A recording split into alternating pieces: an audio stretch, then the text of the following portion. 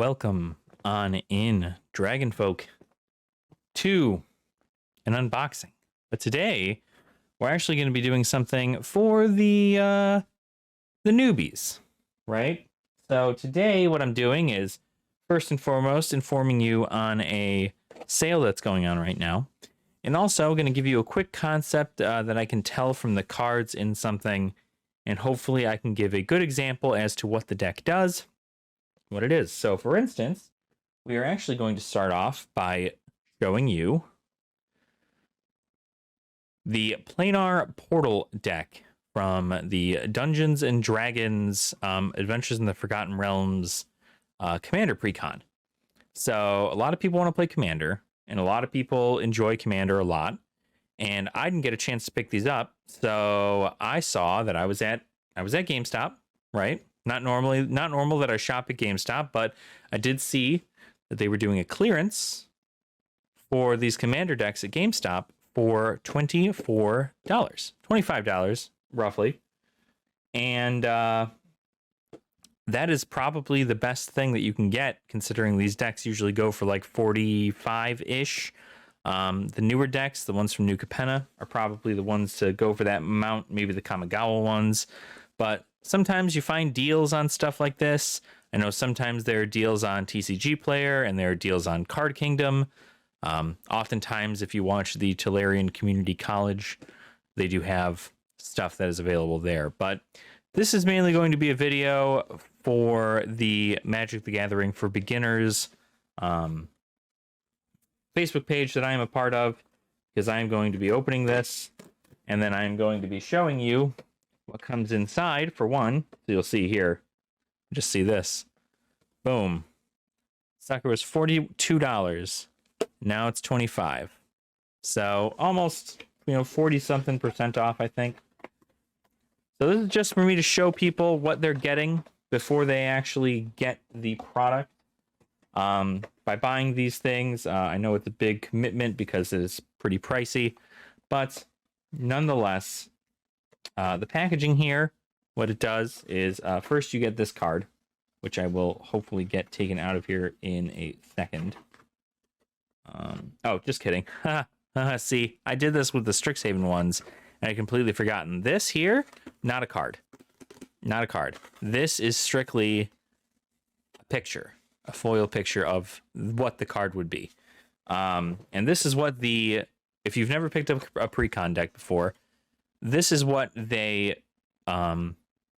display as the commander for the deck. Now, there are other legendary creatures in this deck that you can choose to be your commander instead, but this is the one they went with for the display. Prosper Tomebound.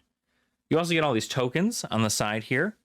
I believe all of these tokens are for things like +1/+1 counters, and punch out counters, or as victory confetti, right? So they have fun little things when they do this, but for the most part, then there's this. This is a little tab here. I'm not gonna lie, all of this is garbage. There are better counters out there. There are better anything. You can just go ahead and throw that off to the side. Now this, though, this is what we want. This is our deck.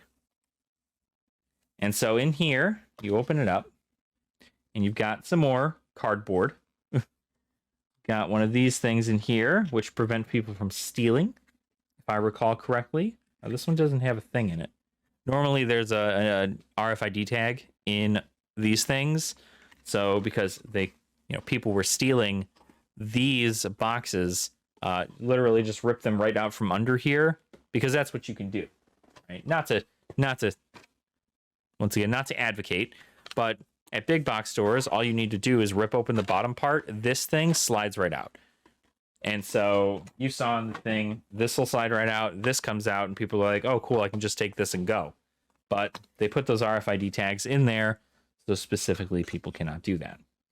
So this comes with a life counter dial thing.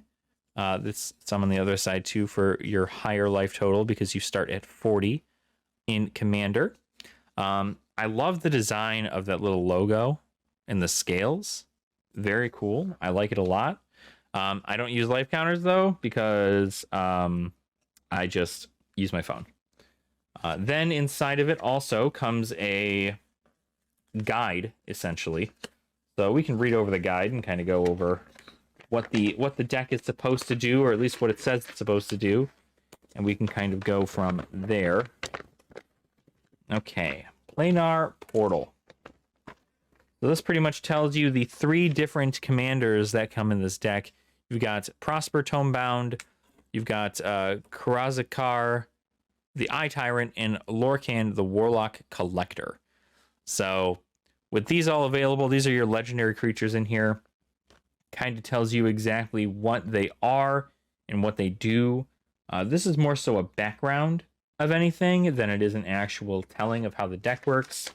This, on the other hand, is what you want to see. First and foremost, it comes with Commander rules. So for those of you who don't play Commander and you need to know how this works, this is a pretty basic idea.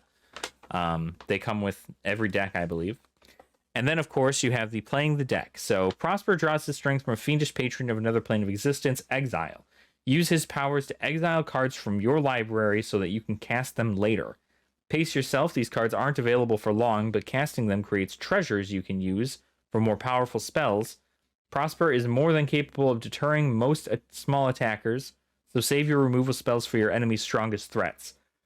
Because you are often using cards from multiple players' decks, be on the lookout for unexpected combinations that can defeat one or more opponents.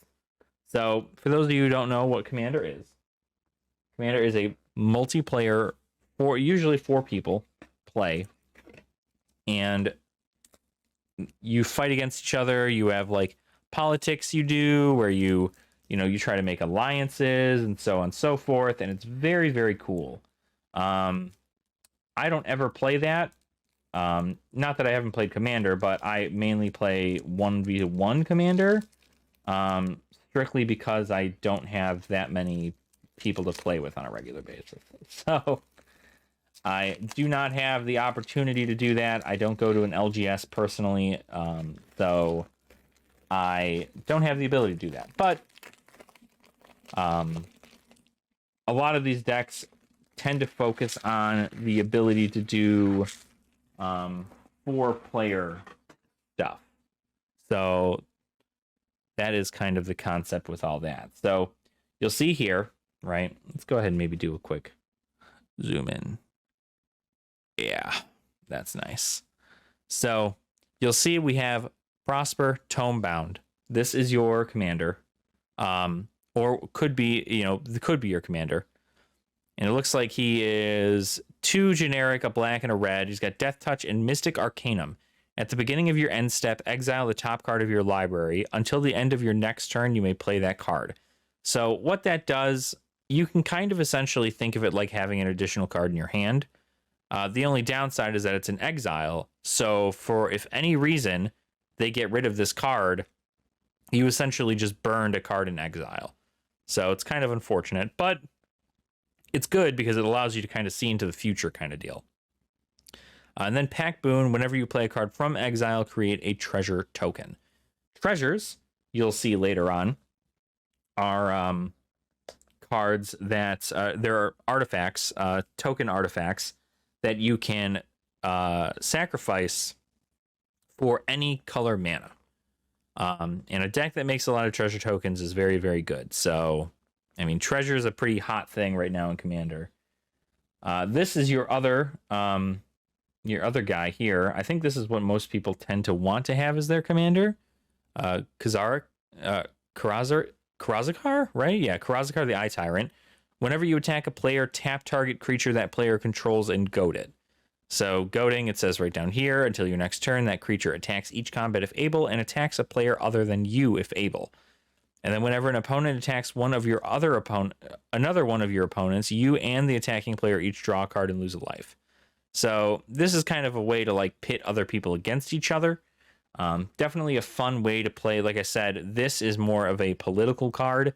So if you are not playing Commander with 4 people, this card kind of loses all of its factors because you get to tap a target creature and goad it, which means it has to attack a player other than you if able. But it's got this other ability, which means that you have to have other opponents than just one. So kind of an interesting concept, but that is how it is. Warlock class, fantastic card. I'm kind of just spew over these things. If you have a question about a specific card in the deck, feel free to leave it in the comments down below. Be more than happy to look it over. But I believe a lot of these are going to have the same AFR kind of feel, where they have things like the choose ones, and they have the stuff like this where you have to roll a dice to do stuff. So, and then I imagine a lot of it is treasure stuff. Exile top 3 cards of your opponent's library, choose one. Till the end turn, you may play that card. Then that's pretty much the concept. So you have all of these cards. A lot of them require you to roll dice.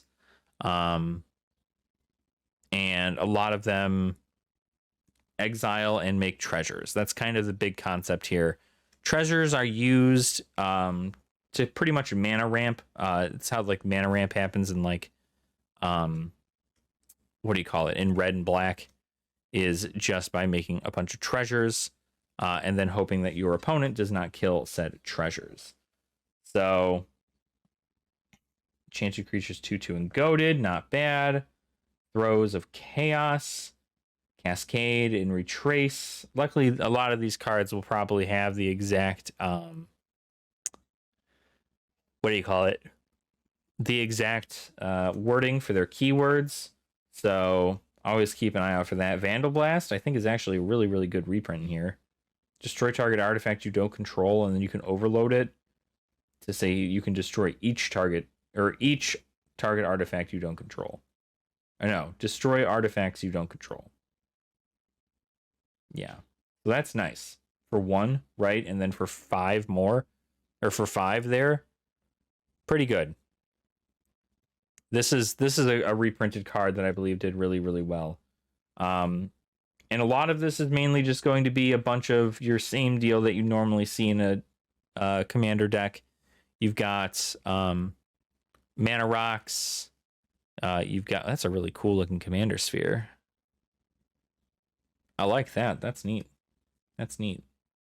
Yeah, Felwar stones, Mind stones. A lot of these cards are common in they're common in the Commander Precons, because you pretty much need these in every deck. For instance, Soul Ring, right? For those of you who've never played a Commander deck, Soul Ring's pretty important. This is probably one of the most used artifacts in Commander decks, just because it is so powerful with a generic 1, and then you can just tap it to pay 2 colorless, which pays for any kind of generic mana, or unless you're playing Kozilek, then you have that too. But that's what I mean. A lot of these cards, these artifacts, are probably going to be common stuff that's normally in here. Bojuka Bog, I hear, is going for a lot, actually. Bojuka Bog reprint. When it enters the battlefield, exile all cards from target player's graveyard. This is going to be great in regards to you getting stuff back from your exile, because then you can just use cards in your exile if they've been exiled. So a lot of combo stuff there. Target creature card from your graveyard on top of your library when this enters the battlefield. Pretty good. We've got a lot of the dual land stuff. Bag of Devouring. This is a rare from the D&D set. So this is another one of those like D10s. Yeah, roll a D10 down there at the bottom. So you don't want to bring it, for this deck specifically, it looks like you're going to want to bring an entire set of Dungeons & Dragons dice with you if you're going to play it, because this is very much so a roll dice, make things happen kind of deal. Death Tyrant, look how sick that looks. That's cool. Negative Energy Cone. Whenever attacking creature you control or a blocking creature an opponent controls dies, create a 2/2 black zombie creature token. And you can turn it from your graveyard to the battlefield tapped.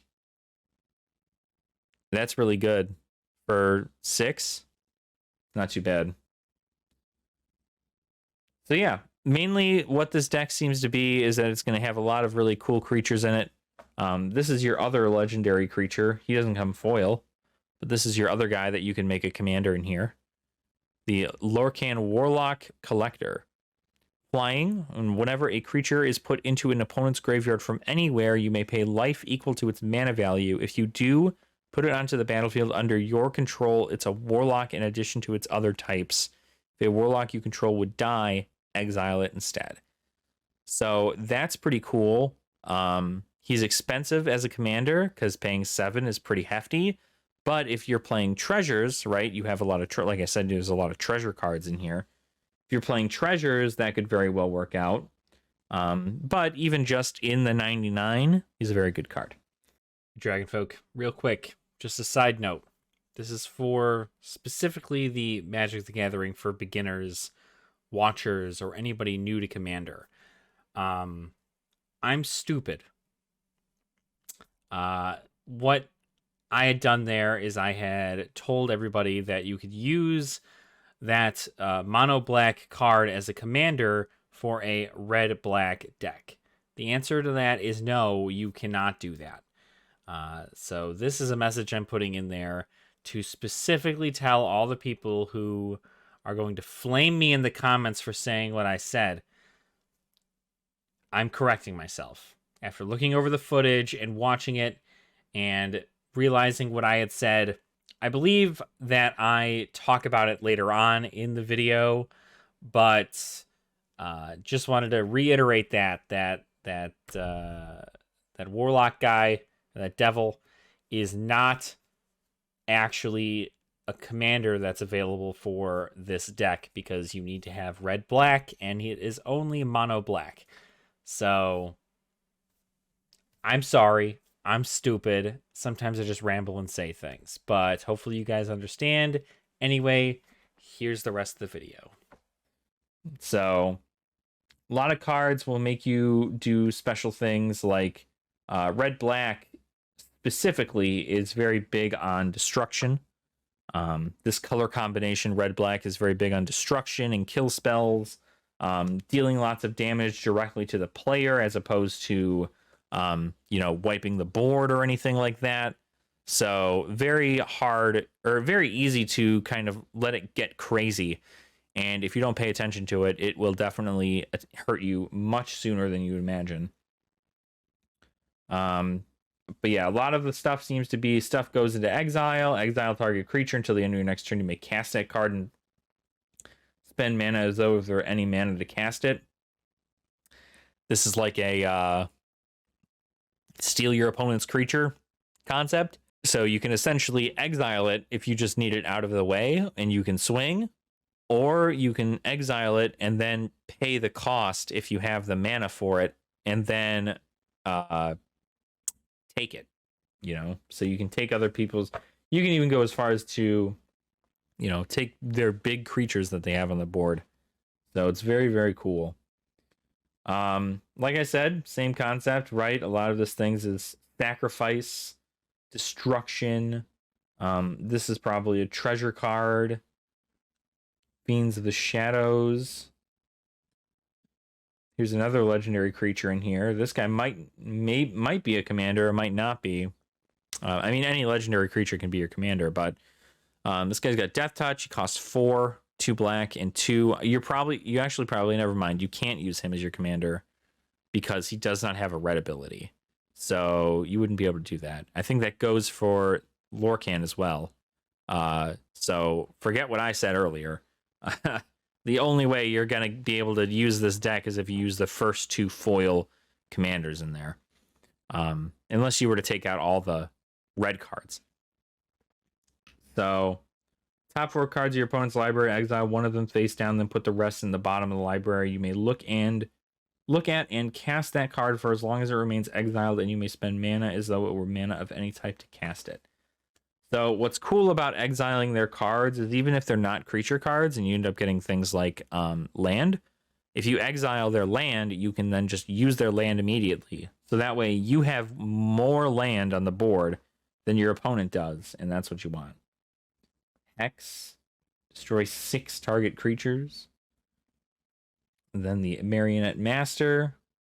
Ogre Slumlord, Piper of the Swarm, real good. This is a great card for rats. If you ever play rat decks, it's really good. Again, another. It seems to also you want to take a control of a lot of stuff too, because you can sacrifice rats, gain control of target creature. You had that Raise from Hell card, which took control of a creature. There's a lot. It seems to be a lot of take your opponent's stuff and use it on your own kind of deal, which is very cool. So, Apex of Power, Chaos Warp, Commune with Lava, and a lot of these red cards are going to be like deal big damage or cast exile cards. So you've got exile target an instant or sorcery from an opponent's graveyard. You may cast it this turn, and you may spend mana as though it were mana of any type to cast it. This whole deck seems to consist of the same theme of using your opponent's stuff against them, which is very much so good. You want that. And not to mention the fact that you're able to use your opponent's stuff and you're able to make treasures. Treasures are definitely very, very... they're very, very good. So even Itali, for instance, right? Itali, crazy card in a dinosaur deck and as well as in red. Whenever Itali Primal Storm attacks, exile the top card of each player's library, then you may cast any number of spells from among those cards without paying their mana cost. This is crazy. If you ever get this card to deal or to just attack at all, he doesn't even have to deal damage. He just has to attack. And if he attacks, you then can exile the top cards of each player's deck. And as long as this doesn't die, as long as this card doesn't die, you essentially get 3 free cards to play. Because you don't have to pay their mana costs. So Itali's pretty crazy. And yeah, that's kind of the concept here. I just kind of wanted to go over it and show you guys what the deck kind of does as far as anything. Like I said, same deal, a lot of destruction, a lot of dealing damage, and then a lot of stealing your opponent's stuff in exile. So that's kind of the big concept. You also have a lot of these lands, which are very basic stuff like dual lands. These aren't dual lands. They're 2-color lands. But a lot of these are used and have their own special abilities. Usually a lot of the stuff can be switched out. I would imagine by the time I'm done watching this, I'm going to find done making this, I'm going to find a video that is going to give a nice little upgrade to this deck. So that way you all can see what it is that you can put in here. Cards that you can switch out, cards you can't. I'm not too huge on trying to figure that out because I know a lot of people are better at deck building than I am. I haven't quite gotten there yet. But I know that at least other people will have something, and I'd be more than happy to share their content with you as well. In the description. And since this is a red-black deck, they come with red and black basic lands.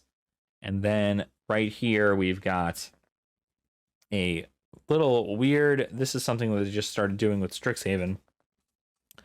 It's this card. It's thicker than every other card. And what I assume this is this is just supposed to be used as your commander.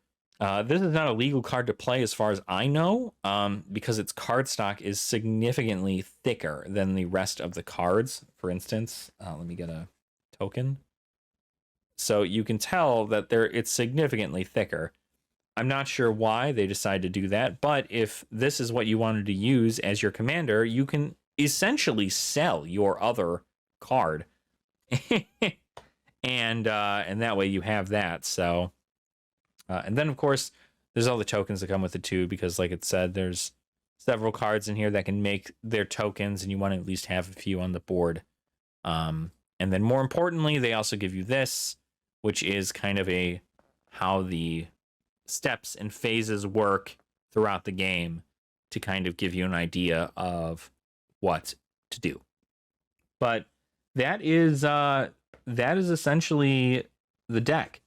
Like I said, without going over every single card, I assume that's kind of the concept, is that you have a lot of stuff you're going to be exiling and then using immediately. The other cool thing is that if a card is in exile, your opponent can't like make you discard it or anything. It's kind of like foretell. For those of you who were around for Kaldheim, foretelling is you essentially put a card into exile and then you can use it for its foretell cost later on. Kind of the same concept, except usually these cards are, say, they exile it and then you can use it until X point. And if you don't use it, it just goes away. But I'm sure there are cards in here that will get your cards from exile back. And like I said, I will also leave a link in the description down below that will include a link to probably a video or an article or something that will tell you how to better upgrade this if you didn't want to play it right out the bat. Or right out of the gate, I should say. But the cool thing is that, like I said, this deck cost me $24.97 at GameStop. So if you are near a GameStop and they have that available, go for it. They had a lot of different decks on sale. So, give it a shot for sure. And hopefully we can kind of, hopefully this gave you enough information as to what the deck entails, what to expect out of something like this. For those collectors out there, I spent $25 on this deck, and I believe there's $60 worth of value inside of it. Probably really only like $42 in value after everything. But that's going to be great. And it seems like a fun deck. I've always enjoyed red-black because it's very destructive, and they're very fast in trying to like deal a lot of damage really quick and then get out. And with a lot of these cards essentially being big, crazy hitters that you can get via their treasures and then summon them. I just realized that I don't think there were treasure tokens in here. Were there? Were there not treasure tokens? Oh, they're backwards. I was like, I know there's got to be treasure tokens. Treasure tokens and zombies. So, yeah. So that's pretty much it. That is the deck here. Thank you all so much for watching. I know this is kind of a little bit of a longer video, but just kind of wanted to give everybody a small introduction to the deck, what it entails, what it contains, and places you can get it for cheap. These are the prices when you see older Commander decks. They're usually pretty low in price, except for some of like the old 2016, 2014 ones or whatever. Those ones tend to get kind of crazy, but these newer ones, they'll MSRP for about $41, $43, and then in about usually wait a couple more sets. If you wait 2 sets in, so that's like maybe approximately 6 months, you'll find that a lot of these decks that were $41 are now half their price. So always make sure to keep checking, because a lot of these precons are actually really well constructed. I like this one. There's a couple others from like the Zendikar Rising and Commander Legends ones that did really well too, but this one seems to do pretty well. A lot of people really like this deck because of how unique it is, and it'll make for a great starter deck, right? Give you an idea of how the deck works. And hopefully I've explained a little bit. Like I said, if you have any questions about any of the cards, feel free to leave a comment down below. I will also leave a Patreon link in the description, and feel free to support me there if you wish. Otherwise, while you're down there writing that comment about how much you don't know why they did this here, make sure to like the video and also subscribe to the channel as well if you have not already. I like to bring everybody these little guides, and a very quick guide, but a guide nonetheless as to kind of the idea behind the deck and what you'd be looking for in your own playstyle when it comes to Magic the Gathering and the Commander format. So thank you again. Please make sure to drink your water, eat your vegetables, and don't be a dick. And I will catch you all in the next video. All right, guys. Nerd out.